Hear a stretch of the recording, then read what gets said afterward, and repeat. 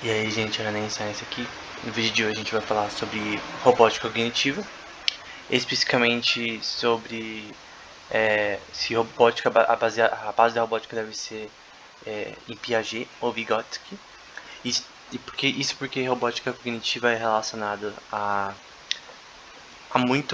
embasar as ideias relacionadas à robótica também em psicologia de desenvolvimento, que tenta entender como a criança se desenvolve desde o seu nascimento no aspecto cognitivo em geral, raciocínio lógico, matemático, movimentos, motores, enfim, como a criança aprende a durante seu desenvolvimento, no crescimento e com a relação de outras crianças, de outros países, enfim, no geral, uma teoria geral de como isso funciona. E as principais no passado eram de Piaget e Vygotsky, embora ambas estão em declínio por causa que hoje a gente trabalha com experimentos, né? Então a gente usa os dois pontos deles, de nature versus nurture, ou natureza versus aspectos sociais relacionados ao aprendizado. Qual é mais importante? Hoje a gente sabe que é os dois, mas a gente vai ver como na robótica, especificamente cognitiva, a gente vê esse tema. Porque em todos os cursos de robótica cognitiva você vai ver psicologia de desenvolvimento. Por exemplo, um exemplo é na Universidade de Osaka, o curso deles relacionado a esse tema. Eles falam de Piaget, falam de Vygotsky, do uso disso relacionado ao trabalho deles. Então é algo extremamente interligado nessa área, que também é chamada de robótica epigenética, mas é um nome muito estranho em português. Eu só queria mostrar um exemplo simples de um robô que não é cognitivo, é o Tekotsuko, que basicamente usa um framework de robótica chamado Able. Para o Able, na verdade. Na verdade, o Tekotsuko é um framework para o Able, que é um robô cachorro. Enfim. Embora seja no caso é de robótica cognitiva, mas é um pouco mais simples do que eu vou mostrar depois. Basicamente esse é o Able, o cachorro que provavelmente você já viu, uns semelhantes, por exemplo. Nesse caso, examinando aí o que ele deve fazer aí no jogo da velha, que em inglês é tic-tac-toe. Então, basicamente, analisando, obviamente, visualmente, com câmeras e tal, o perímetro relacionado a esse sistema, né, o jogo da velha, é tentar entender o que está acontecendo e como mover as bolinhas para ter um melhor resultado. Eu nunca esse paper é antigo, 2005. E aí, tem basicamente a arquitetura que eles usam, a câmera para ver o espaço, que no caso é onde estão as bolinhas, o que é grama, o que é o jogo da velha em si, essas tiras, enfim, relacionado à visão computacional.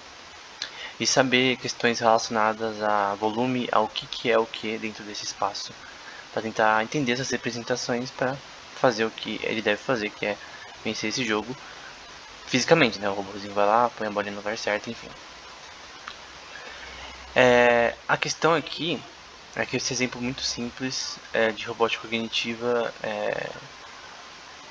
mas no passado, eu falo no passado, mas não é tanto tempo de diferença. Mas algo que a gente tem hoje mais avançado nessa questão, tentando simular uma criança, né? Que é uma coisa que Alan Turing escreve no seu artigo Computing Machinery and Intelligence, que ele fala da questão de você, de repente, simular um adulto é muito difícil. Você criar um computador que consegue pensar como um adulto é muito difícil. Então, o que a gente pode fazer? Criar um computador que pense como uma criança, porque a habilidade cognitiva da criança é menor. O cérebro dela tem desenvolvimento e tal. E, obviamente, é mais simples. Então, é mais fácil você começar do básico do que você ir para algo tão complexo quanto um adulto de 30 anos, que já tem o seu cérebro formado. Então, esse que é o objetivo de robótica cognitiva. Ele tenta simular, no contexto da psicologia de desenvolvimento, na robótica, entender isso e tentar aplicar computacionalmente no robô e mecanicamente também. Então esse paper é do iCube, que é um robô humanoide, um dos mais provavelmente que eu mais gosto nessa área. Tem vários papers relacionados a esse robô. E parece que você pode. A referência aqui tá embaixo tá errada, mas depois vai ficar correta. Mas você pode comprar para esse robô também e para você usar esse mesmo framework para você também programar ele e ter resultados. Agora a referência embaixo está certa.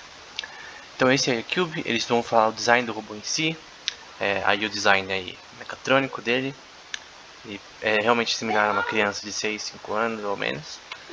Esses são os componentes motores, de um dos motores relacionados aos movimentos dele. Então, assim, é bem simples, mas é muito bem feito o design, assim. Nesse caso, provavelmente eles usaram AutoCAD aí. Então, dá pra ver que tem até um sensor magnético ali na ponta, enfim. E é basicamente para funcionar como nossas articulações. E aqui são as articulações em si, né? Do ombro, do cotovelo, para rotacionar o braço, como nós fazemos. Né? Aqui são coisas relacionadas a expressões faciais, que não é diferente de outros robôs também. A gente falou daquele Ameca, né? Que avançou muito nisso. O iCube não é tanto assim, de questões de expressões faciais, mas tem vários componentes que você pode usar, que nem eles.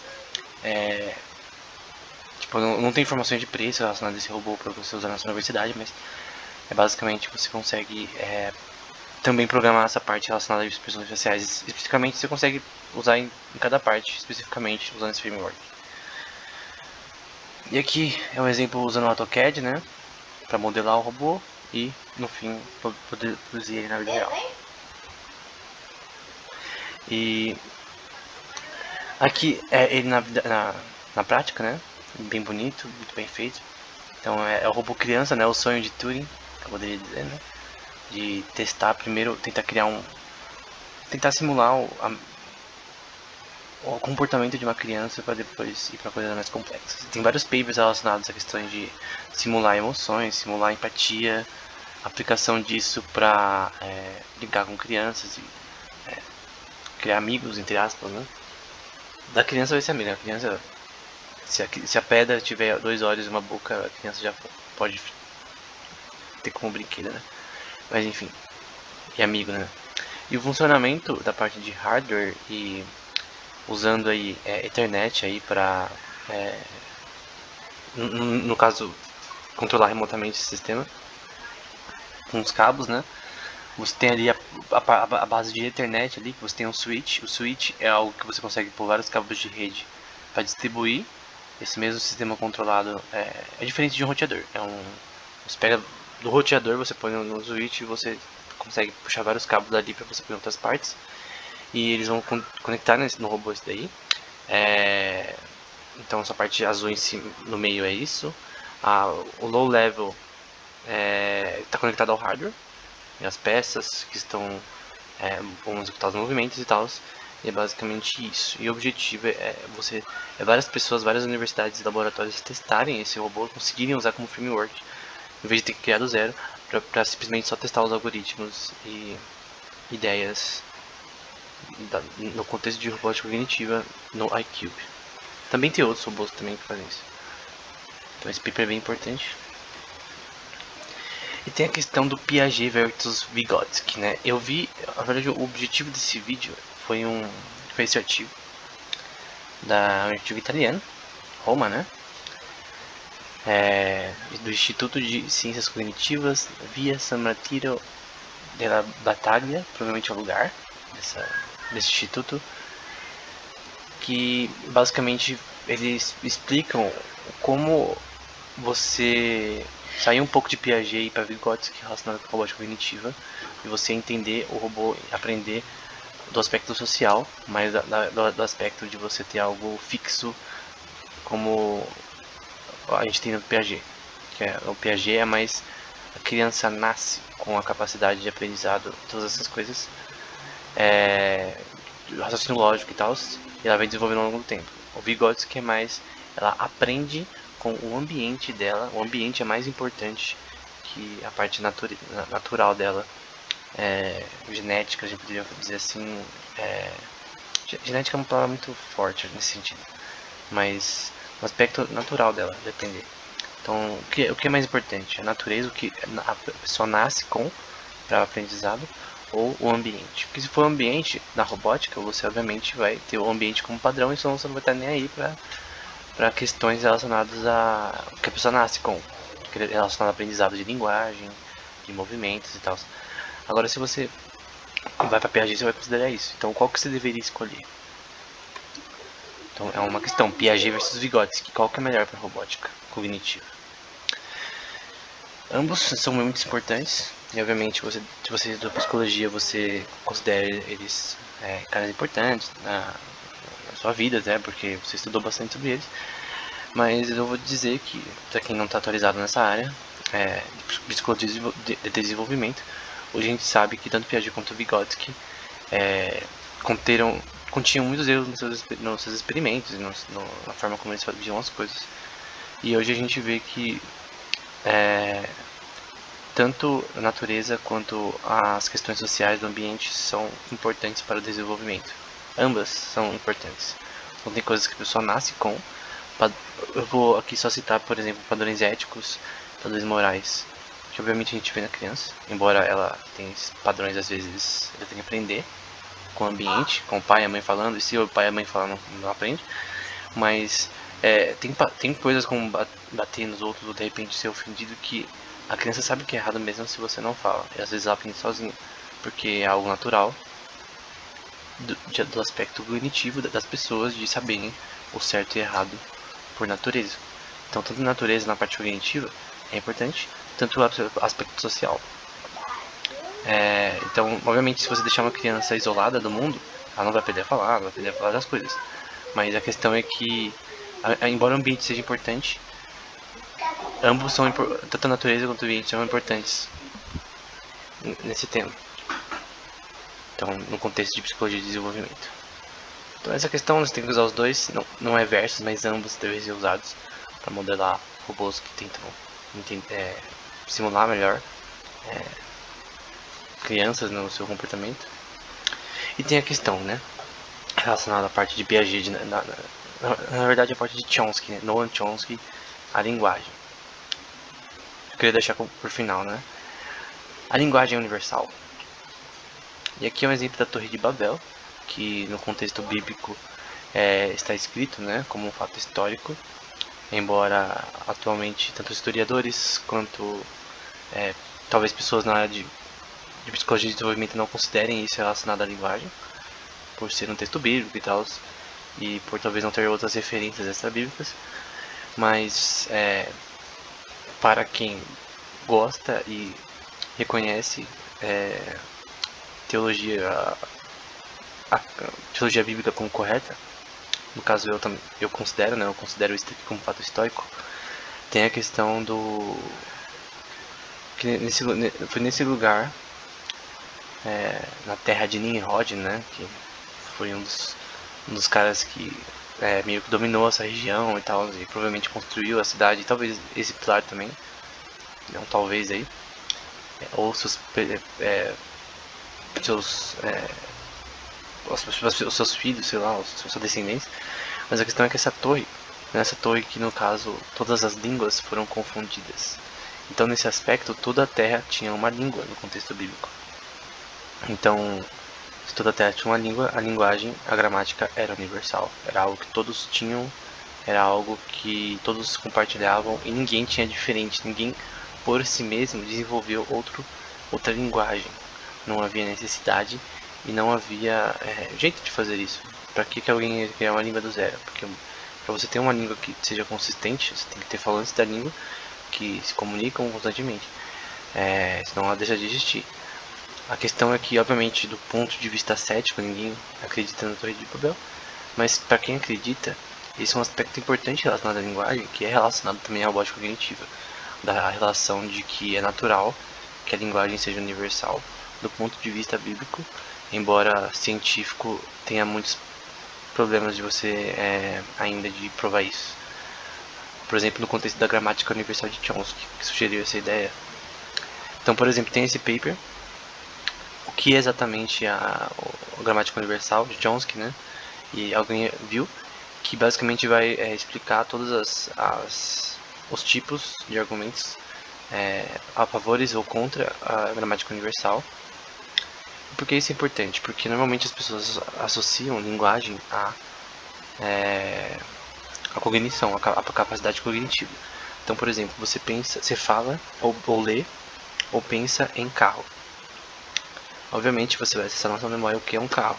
4 rodas, você já andou várias vezes, tem as marcas de carro.